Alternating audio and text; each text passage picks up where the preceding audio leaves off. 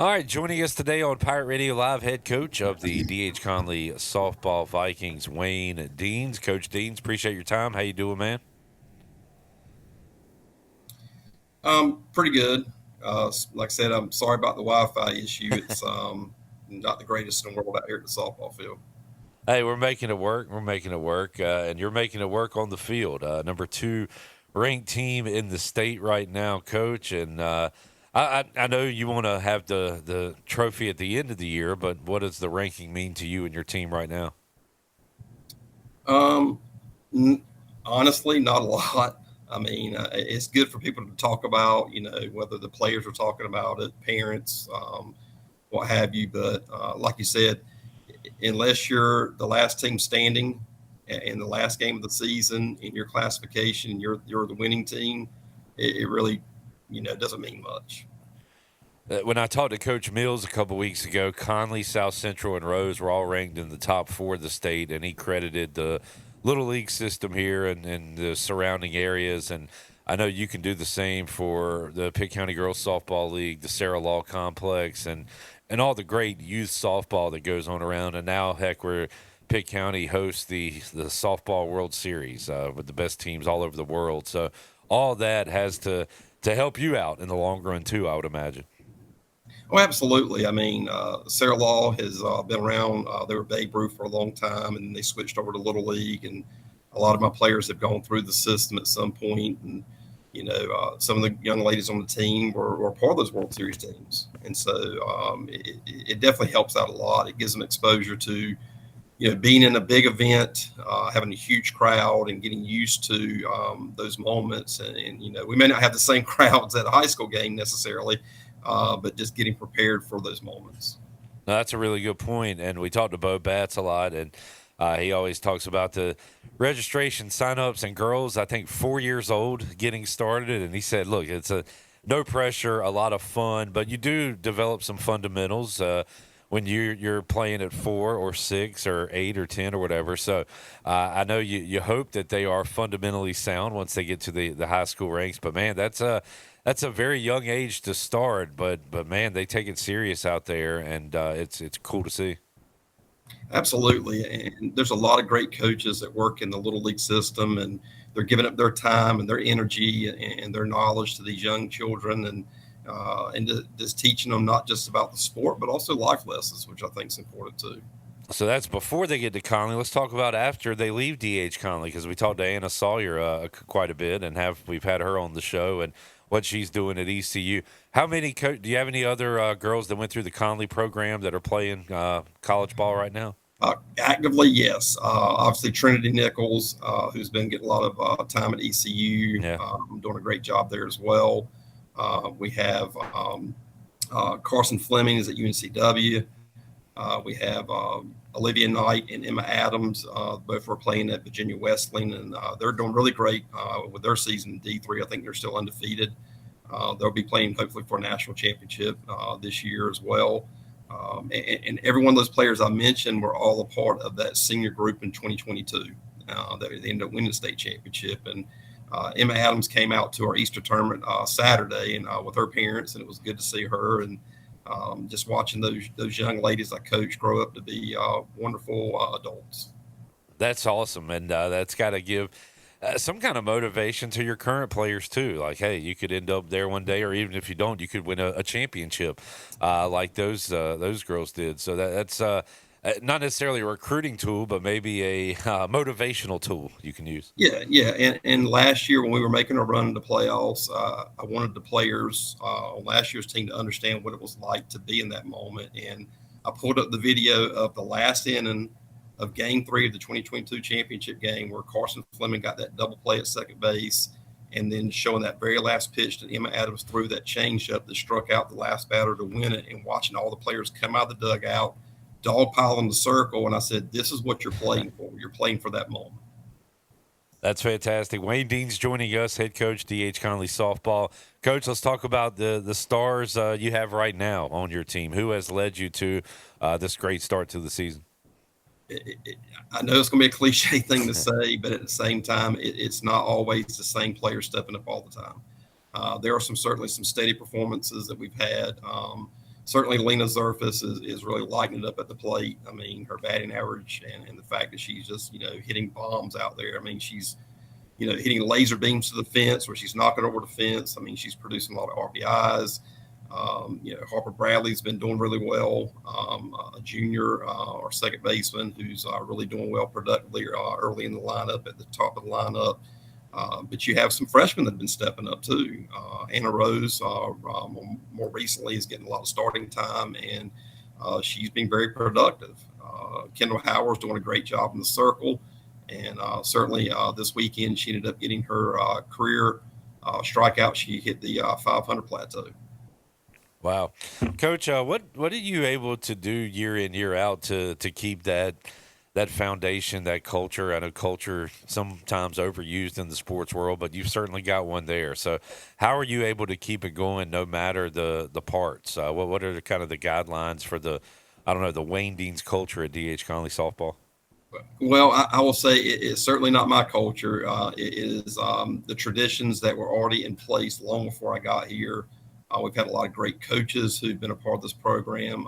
Meredith Whitehead, she is now in her 19th year in this program. I'm in year 21. So I really say Wow. the two of us certainly are really building that culture and maintaining that culture. And we do have a high level of expectation. I mean, if you want to be here, you're going to have to work. I mean, it's not going to be easy. It's going to be challenging physically, mentally, emotionally. And you're either going to hustle and want to get better, or maybe this is not for you. And we're a family, though. That's the other thing. It's not just work, work, work, and high level expectation. We're also here to support them in so many other ways.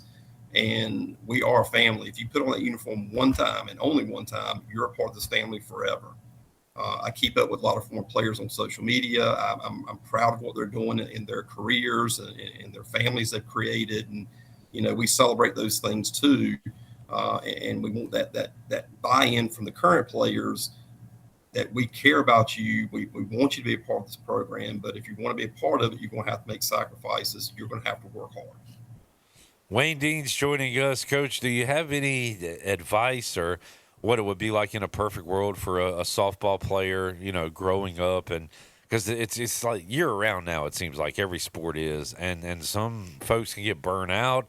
We'll have Jennings Hall on the show today, former ECU volleyball player, talks about playing tournaments every week, but she loved it because she was having fun. It was her friends. And then there's other sides where kids kind of get burnt out and just their parents want them to do it. So like I don't know. Do you have any advice on how to kind of balance that and make sure it's still fun and you don't have kids at Conley that get to you and just are burnt out from playing so much softball? I think the big thing is remember they're still teenagers. They're not yet adults, and they need to enjoy being a teenager. They need to enjoy this living the life of a teenager within reason, of course, not making dumb decisions, of course, but, just you're only a teenager once. So enjoy being a teenager, enjoy hanging out with your friends, going to the beach, just be you. Because as a parent, we tried our daughter with different sports, soccer didn't work. She wasn't really into that. We tried her in T-ball for a couple of years, and finally one day she says, "Dad, I don't want to do this." And I was like, "Okay, that's fine. I'm not going to push you to do it." Yeah. And she found what she loves, and she likes to do cheer, and I support that, and so let your kids be them, let them find their way, allow them to make mistakes, and don't push them into something that is because you want them to do. You don't need all these personal trainers. You don't need all these hitting instructor or fielding instructor or pitching instructor. I mean, sometimes they just need a break. And, sometimes they only need to hear one voice and not 10 different voices. And, just let them be a kid.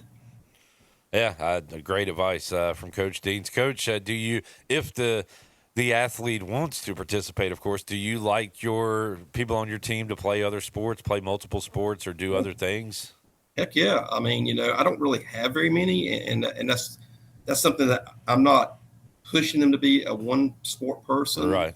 But at the same time, that's the kind of the culture right now in athletics, I think. Yeah. But I really enjoy them playing other sports. Now, I don't want them to get hurt playing other sports. I mean, in a perfect world, but at the same time, I'm not going to discourage it. If they want to do swim, if they want to play basketball, they want to do volleyball, they want to cheer. You're only in high school one time. Yeah. Enjoy the experience. There's nothing wrong with being a multi-sport athlete. Each sport kind of challenges your body in different ways.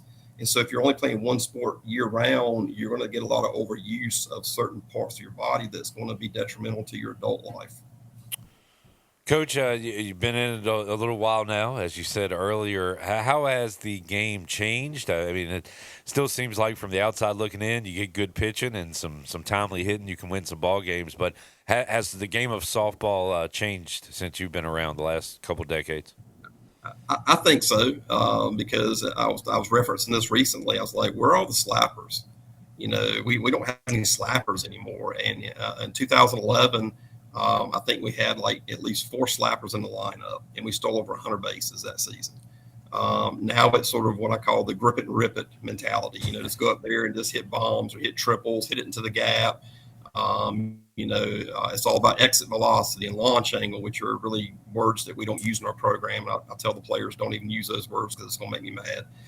Because exit velocity and launch angle ends up to be pop-ups, and pop-ups are not good. But definitely it's more of a grip it and rip it type mentality right now. But I like the short game. I like speed. I like slappers, but we just don't see very many of them out there right now. I'm definitely a dinosaur when it comes to being a baseball or even a softball fan, because I look at batting average and wins, losses, ERA, and now there's so many other numbers and things people look at. How about you? It sounds like you don't love some of that new terminology, but what do you look at as far as stats? Do you use technology to your advantage in 2026 and incorporate it with your old school coaching? Yes, sir. I mean, we have iPads, so sometimes we haven't done this year, but we would film hitting in practice to kind of give them feedback on their swings and see the things that we're explaining to them verbally that we're noticing. They can actually see it in video. We certainly we do use different things as far as measuring. Um, I guess you could say the analytics of things. All right. But at the same time, seeing it in person is different than just looking at analytics.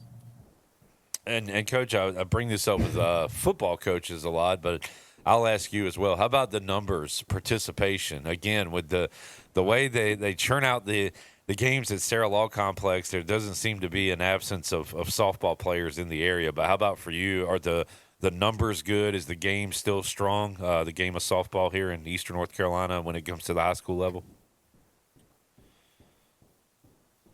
It is challenging in the sense of we haven't had a JV team in quite a while. This year we were able to resurrect it on a limited schedule, but it's tough. It's very tight, and I think what we're seeing is a lot of kids specializing, or and I'm not saying this to brag at all, but I think sometimes if you have some success, sometimes kids become a little bit afraid to want to try out because they don't think that they're going to make it, or they don't think that they're good enough. And I'm encouraging, like, please come out. I'm almost at the point I'm begging them, please come. I know you can play. I know you've played before. There's a place for you here. I just need you to show up. And sometimes we do struggle with that. All right, Coach. What but you we're got also struggling. Up? Sorry, go ahead. I was going to say, what you got coming up this week? We only have 2 games this week, which is a shock. Normally we've been playing 3 a week because of the way the schedule is. Right now we've got New Bern at home on Tuesday. We're on the road on Thursday at Jacksonville. All right, good deal. How is anything changed with the new conferences? And, did you add any good teams, lose some good teams? How's that going for you this year? Well, really, we lost Northside Jacksonville from last year's conference, and we added White Oak, so basically still Jacksonville area. Yeah. All the other teams are the same. So conference really hasn't changed a ton. I think just, it's becoming a little bit more difficult every year because, I feel like our window of playing games keeps shrinking in spring sports. And so we can play 24 games in a season, and it seems like we're having less days to play it, which is challenging because it makes you play a lot of games in a week. Yeah. Well, Coach, I appreciate you joining us. Good to catch up with you. We'll talk to you when we get further down the road this season, but we appreciate it, and good luck to the Vikings.